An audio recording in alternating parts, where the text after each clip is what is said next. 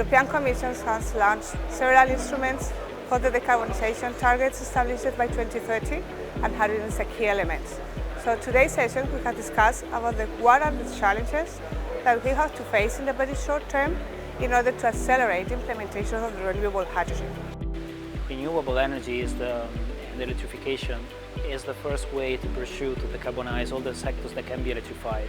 Still, there are some sectors which are called R2-based sectors that we need additional tools, and green hydrogen in the specific sectors will play an important role. In terms of challenges that green hydrogen has, we know that today green hydrogen is not competitive from an economical point of view, but we know and we are aware that can be in the future if from a technological point of view a drastic reduction of technological costs together with the increase of efficiency and sustainability on new solutions will occur. And we also are aware that the market of new potential solutions that can reach those targets are continuously increasing in the market.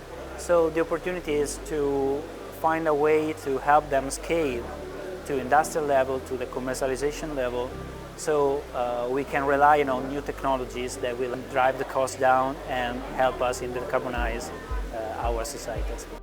We have discussed about if we want to scaling up the projects, how we can reduce costs, how we can extend the life of these electrolyzers and the main equipment, and how the hydrogen valleys could contribute to achieve these targets for the hydrogen. There are right now 2 hydrogen valleys, let's say, up and running in Europe. Green Highland is a specific type because we are a hydrogen valley on an island.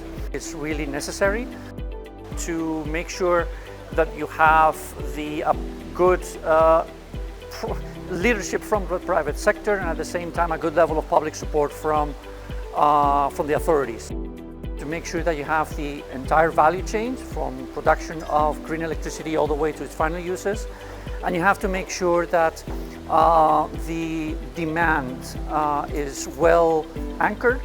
You know what your clients want, and you set up the system and a project to make sure that you fill those needs.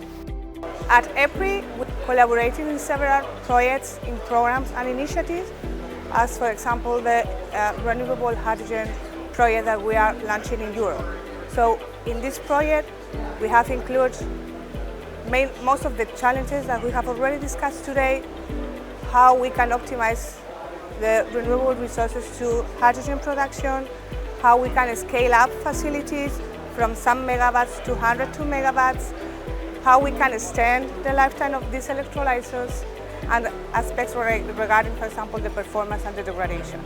So also we are working with these companies and with these organizations in order to have a better understanding about regulations, standardization, safety issues, and of course all about the environmental aspects.